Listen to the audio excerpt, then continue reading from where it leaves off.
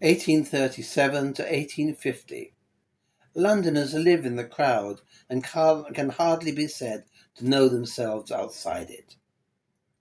The great city still retains the shape and atmosphere of 18th century London.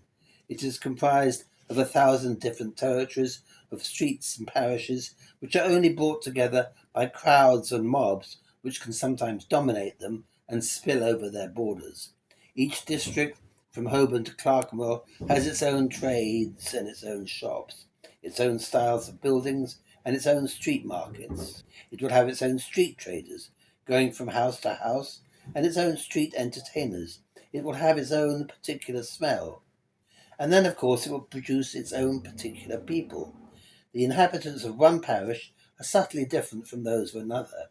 There will be eccentrics in dress and behaviour all over London, but each area has its own customs and trades which determine appearance and character.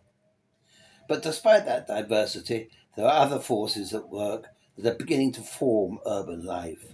London is now more controlled, with the advent of peelers rather than beadles and night watchmen. It is slowly becoming brighter and more anonymous. Gaslight is replacing oil lamps and candles. Gin shops and taverns are being supplanted by the glittering gin palaces. In the more affluent neighbourhood, the shops and shop windows are more colourful and more ornate. London is becoming a spectacle.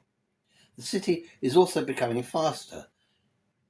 The streets are filled with horses, but the hackney coaches and cabriolets are now rivaled by the new omnibus. These omnis now join the outlying villages, such as Acton and Kensington, with the centre, so that London is ever expanding.